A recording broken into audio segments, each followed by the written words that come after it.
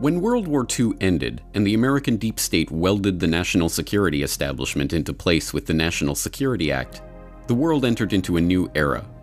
The era of the military-industrial complex. But when the Cold War ended and the clash of civilizations became the new existential threat, the deep state found an opening for another paradigm shift.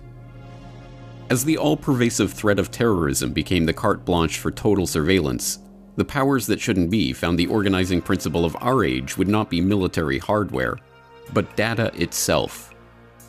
Welcome to the age of the information industrial complex. This is the Corbett Report. Of all the things that President Dwight D. Eisenhower did during his years in office, it is for a single phrase from his farewell address that he is best remembered today: the military-industrial complex. In the councils of government, we must guard against the acquisition of unwarranted influence, whether sought or unsought, by the military-industrial complex. The potential for the disastrous rise of misplaced power exists and will persist. It is not difficult to see why these words passed so quickly into the political lexicon. Think of their explanatory power. Why did the US use inflated estimates of Russian military capabilities to justify stockpiling a nuclear arsenal that was more than sufficient to destroy the planet several times over? The military-industrial complex. Why did America send 50,000 of its own to fight and die in the jungles of Vietnam, killing untold millions of Vietnamese, not to mention Cambodians? The military-industrial complex. Why did the US use the public's fear and anger over 9/11 and a phony panic over non-existent weapons of mass destruction to justify the illegal invasion and trillion-dollar occupation of Iraq? The military-industrial complex. Why did Nobel Peace Prize laureate Obama expand the fictitious war on terror into Pakistan and Yemen and Somalia, refuse to close Guantanamo despite his earlier promises to the contrary, commit US forces to kinetic military action in Libya without so much as seeking congressional approval, and launch a new era of covert drone warfare? The military-industrial complex. Why has Trump not only continued but further expanded the US military presence in Africa, increased US aid to Israel and Saudi Arabia, actively enabled the war crimes in Yemen that have led to the largest cholera outbreak in human history, and killed more civilians in his first 6 months in office than former drone king Obama killed in his entire 8-year presidency? The military-industrial complex.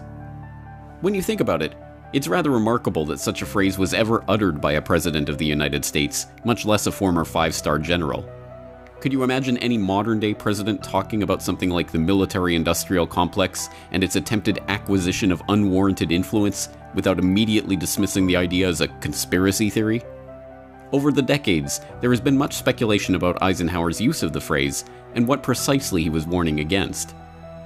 Some have argued that the phrase was prompted by Eisenhower's discovery that the Rand Corporation was grossly misrepresenting the Soviets' military capabilities to John F. Kennedy, who ended up using the Rand-invented and completely fictitious missile gap threat as a cornerstone of his 1960 presidential election campaign.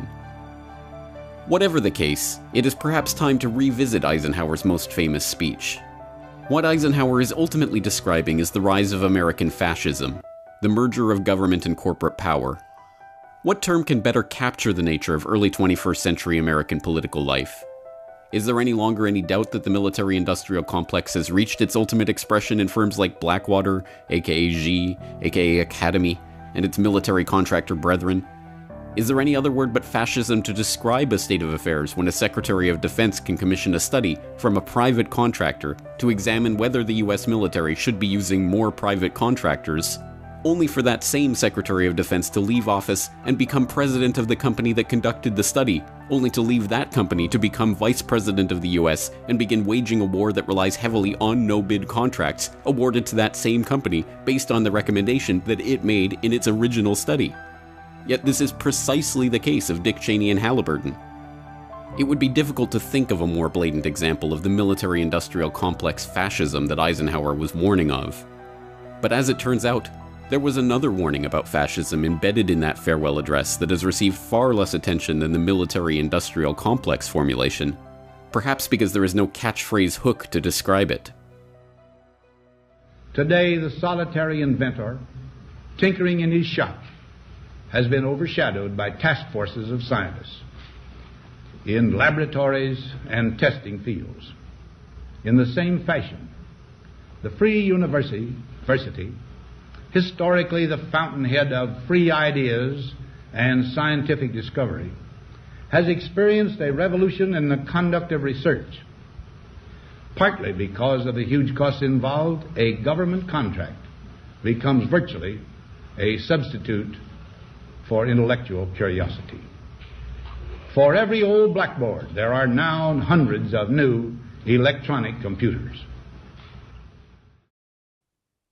Given that this warning came in 1961, before the age of communication satellites or personal computers or the internet, it was a remarkably prescient observation.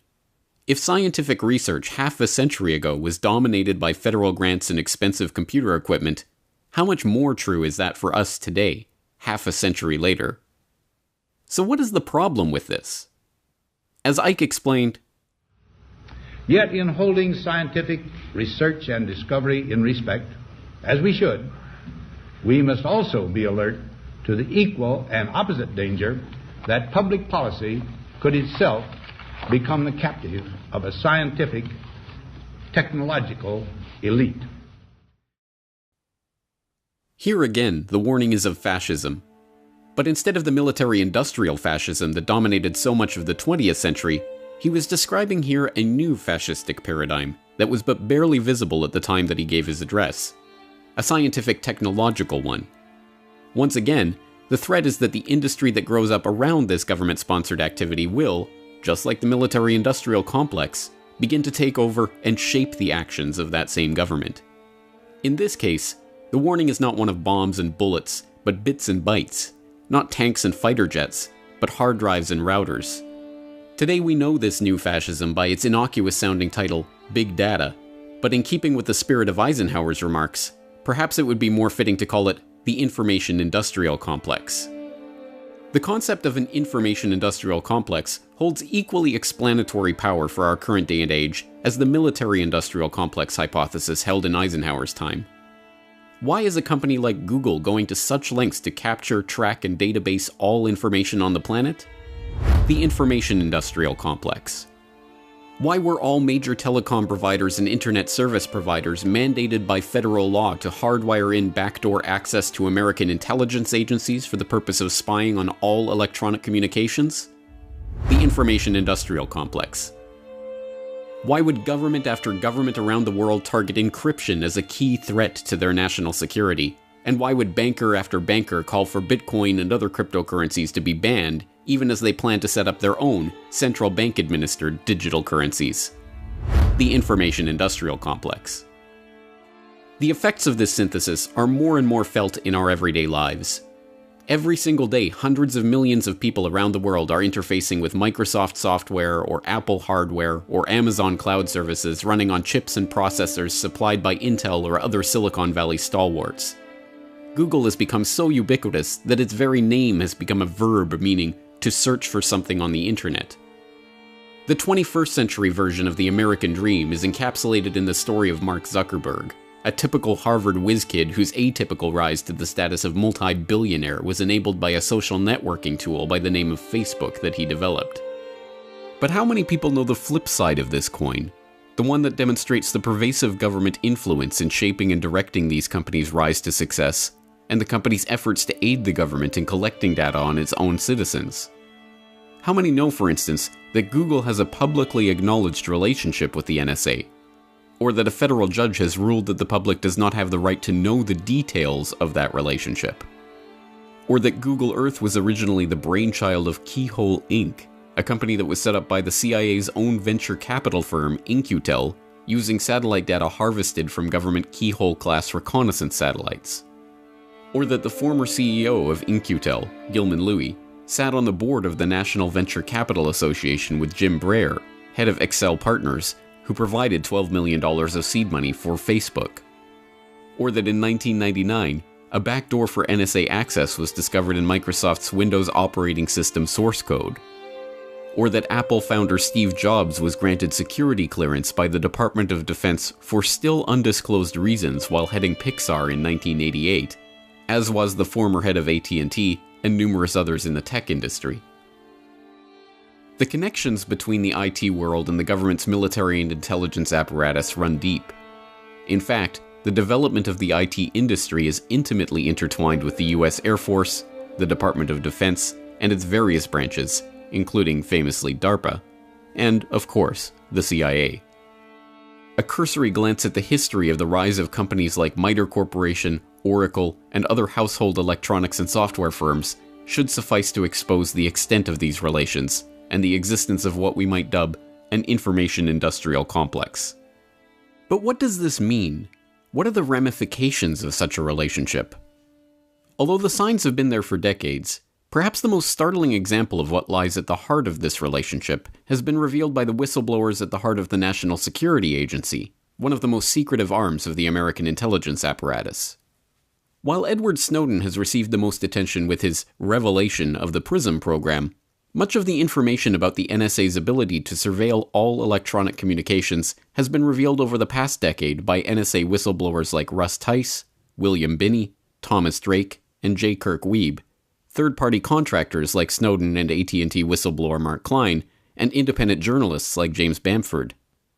Together, the story they tell is of a truly Orwellian society in which all communications are being captured and analyzed by the NSA and, with the advent of facilities like the new data center in Utah, presumably stored indefinitely for use at any future time in any future investigation for any pretense by anyone with authorization to access that data.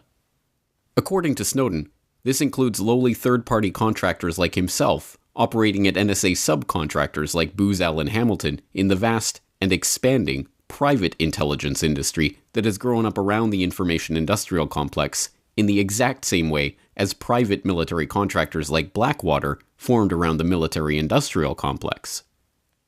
In some ways, this information-industrial complex is even more insidious than its military-industrial counterpart. For all of the ills caused by the military-industrial complex, and there are many, at the very least, it required some sort of excuse to drain the American people's resources, and its failures, like the Vietnam quagmire or the debacle in Iraq, happened in the clear light of day. In the information-industrial complex, where vast spying programs happen in the shadows and under the cover of national security, it takes whistleblowers and insiders willing to risk it all even to find out what is being done by these shadowy agencies and their private sector contractors. Even worse, the entire Orwellian spy grid is being run on the flimsiest of pretenses, the war on terror, that has no defined endpoint and justifies turning that spy grid inward on the American people themselves. Surely Eisenhower never envisaged the monstrosity that this information-industrial complex has become, but the foresight he saw in identifying its early stages over half a century ago is remarkable. The problem is that we are even further away from heeding the warning that he delivered in that 1961 address than we were at that time. It is the task of statesmanship to mold, to balance, and to integrate these and other forces, new and old, within the principles of our democratic system, ever aiming toward the supreme goals of our free society. If only this was the rhetoric that was shaping today's debate on the issue, instead of the well-worn canard that we must strike a balance between freedom and security. Sadly, until such time that the National Security Act of 1947 is repealed, and the cover of national security is lifted from the dark actors that populate this sector, the information-industrial complex is unlikely to be quashed, or even hampered, anytime soon. The Corbett Report is brought to you by the Corbett Report subscriber, a weekly newsletter featuring James Corbett's International Forecaster editorial, recommended reading and viewing, discounts on Corbett Report DVDs, and once a month, a subscriber-only video. Sign up today to start receiving your copy at corbettreport.com/support.